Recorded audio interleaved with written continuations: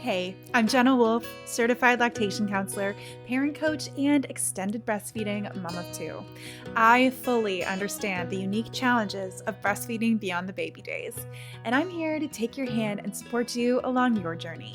So toss that hair in a messy bun, grab a basket of laundry to fold, and let's get started. This is Start to Stop Toddler Breastfeeding.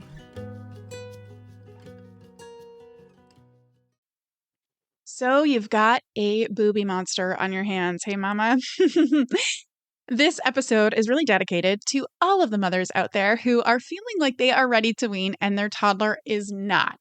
You got a really clingy kiddo who just wants to be on you, touching you, beside you, and hopefully breastfeeding most of the day. That seems to be what their deepest desire is and what they are opting for more often than not these days. And it's really frustrating because you're ready to put a nice little bow on your breastfeeding relationship and move on to the next chapter of parenting, but they are not. So I am going to be talking about how you can support your child to move into a stage where they are better able to tolerate the changes that you are ready for. So, at the very beginning of this, even though this might seem obvious, I just really want to put this out there so that we're all on the same page. Regardless of what you may have read elsewhere or what plans or step-by-step instructions someone might have given you, you cannot magically change another human's internal experience and feelings, right? That's just important to say. We can't flip a switch or do this sequence of events and magically make your toddler ready to wean or ready to move into the next stage of your relationship together. And I will say this as someone who has tried. I tried that many, many times in many ways with my kids. I would go on to, Google, Pinterest, YouTube, Facebook groups, and whatever the challenging thing was, it was like, okay, what am I going to try? Okay, let's try my daughter used a pacifier and it was like, okay, we had the teddy bear that we stuffed and we put the soother in the teddy bear and, she was going to say goodbye to the soother, but still hold it in the teddy bear. We did like the fairy where we put the soother on the balloon and like make it go away. We did all the things we tried, right? And we would push for like a week or more and it just would fall apart. She would be hysterical, right? It was a real struggle. So I tried doing the tips and the tricks and the how-to guides for, giving your child that readiness, right? Helping them to be ready to let go of this thing. Now, for in that instance, it was a pacifier, but I've done this with breastfeeding as well. But in this context, of course, we are talking about breastfeeding. Now, you might be listening and you're like, well, that worked for a friend. And that might be true. But there are other factors at play here. There's the kind of environment that your child is in. There's their unique temperament, but it's not just a temperament. It's the way their nervous system is wired, which is partly from like genetics, but also partly from their environment growing up to this point, right? That kind of nurture piece, which are things that you may have had control over and things that you haven't had control over, things that you're aware of and things that you're not aware of that make your individual child unique. And that means that they're going to be able to move through some things with ease and other things are going to be really challenging for them.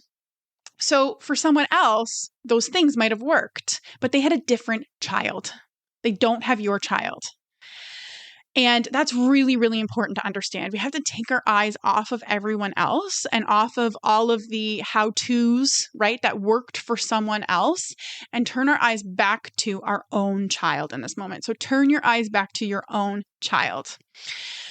So when we're talking about the fact that, we can't go inside of our child and magically make them feel better about something, we can't control their internal experience. We just can't. But you can control your internal experience, or at least have an eye turned towards it. And this is really important to understand because your internal experience, consciously or unconsciously, will impact your child's internal experience. And this is because you're in an attachment relationship. So all humans are impacted by other humans on a very unconscious level. So facial expressions, tone of voice, body language, that kind of stuff will impact us. So if someone is feeling stressed out, fearful perhaps, imagine being at a store and you notice somebody's body language and you can tell that they're feeling something. You might not even consciously think, oh, that person is feeling sad or that person is feeling scared, but you're going to have a reaction, like an internal experience looking at that person. Now, this is called attunement. We talk about mirror neurons. There's lots of cool stuff we could talk about, but let's just accept that that's the case, right? That we have this experience and ability as human beings. But it's even more so for a young human who's attached to their caregiver, right? The way that we are carrying ourselves, the way that we move, the way that we talk, all impact our child's internal experience. This is not your fault. I really want to just stress that very, very strongly.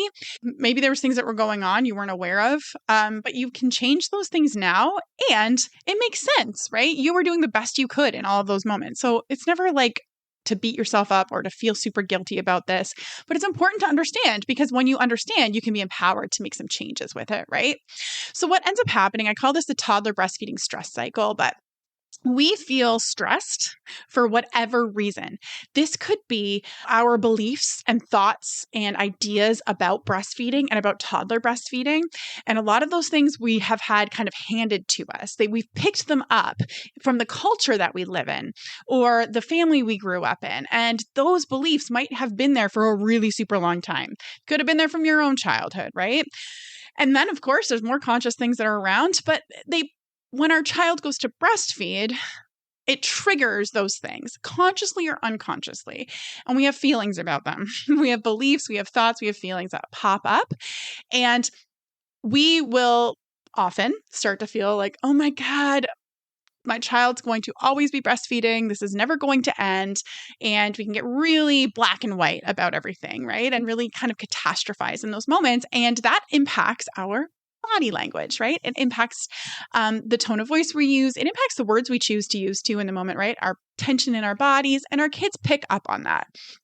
And for young toddlers, the only way that they can move through stress, this is really, really important to understand. The only way that they can move through stress is with oxytocin. They are unable to downregulate their stress, to move out of their stress without co-regulation. So this is absolutely true up until about age 3. So like through the first 3+ years of life. And after that stage, after 3, it doesn't magically be like, oh, now they can automatically do those things. No, they still need support because that system of being able to regulate their stress is still developing, right? So this means that when you are stressed, they start to feel that stress. The only way that they can move through that stress, the only way that they can calm their stress hormones is through oxytocin. This is co-regulation. And that oxytocin is the love hormone, right? The bonding hormone. That's what they feel. That's what they get a rush of when they breastfeed, when they are close with you. So that means they want to breastfeed. You feel stressed by them wanting to breastfeed. They feel stressed from your stress. And now they do what they know how to do best. That's what they're instinctively driven to do, to breastfeed. And that further triggers you, and you have this spiral that happens. And I call it the toddler breastfeeding stress spiral. So that is there. That is happening, right? This can really amplify that clinginess. You get stuck in this push-pull cycle, right? So you might not even, the initial stress could have been something that had nothing to do with breastfeeding, but they were picking up on that stress. And so they asked to breastfeed. You don't need to feel guilty or shameful about having stress. All humans have stress, right? And we live in a really stressful day and age. And most of us have a lot of stress in our lives that is very real. And it makes sense. It makes so much sense that we feel that. But we also need to acknowledge that this is playing a role in our breastfeeding and playing a role in the way that your child is breastfeeding and the way that they are, the frequency, right? And the intensity with which they're asking to breastfeed. So human children can and will happily breastfeed until age 7 or longer. So if you are waiting for your child to just decide that they're done with breastfeeding, you may be waiting a really long time, right? But that internal experience that you're having, learning how to work with it, which is what I specialize in doing and what I really, really hone in on when I'm working with clients inside of Own Your Breastfeeding Story. When you can work with that internal experience, you can turn the dial down on your child's intensity around the frequency and emotions with breastfeeding. And when you do that, you can ease the stress for both of you, right? So the cool thing about that is that you can make changes from that place. So first, you have to really look at that internal experience, look at your stress, look at the thoughts and beliefs and feelings that you're having day to day around many different issues, right? And starting to separate that out, making that unconscious stuff a little more conscious, a little more aware of it so that you can sort through it and meet it with love, meet it with compassion and kindness when it comes up and move through your own stress so you can regulate yourself, right? Because kids have to co-regulate. So when you can regulate yourself, you're in a place where you can co-regulate with your child and help them move through that stress, which will turn down the dial on the clinginess and the breastfeeding addiction, quote, addiction.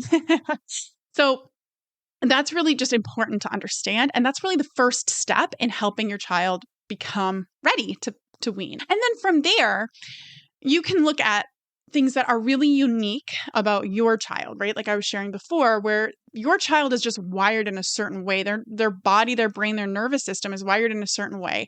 And certain things in their environment and certain things happening to them and around them day to day, activities, that kind of stuff can be either allowing them to handle that stress with more resiliency to really thrive and flourish, or it can be adding to that stress that they're feeling.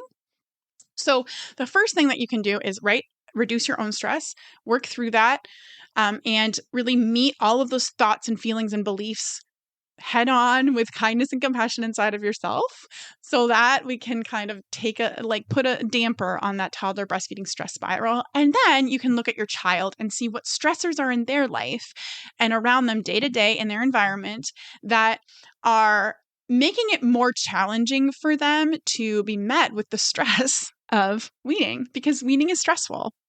It's going to be stressful for you. It's going to be stressful for them. That's just a guarantee. There's going to be a certain level of stress here. But by reducing all these other stressors for you and for them, you are empowering them and better equipping them to meet that new challenge, right? And the cool thing about this is that when you're able to do that, get to a place where you have the capacity to support them with the stress that they have to co-regulate, right? And you've reduced all of that kind of external pieces around them, then you can approach the challenge of weaning, right? So the reality is that your child won't be, quote, ready to wean on their own until they just stop breastfeeding. That's how you know that they're really ready to wean, right? But what we can do and what you can do is get to a place where there's enough supports around them, where they have all of the resources they need internally to meet this new challenge of weaning.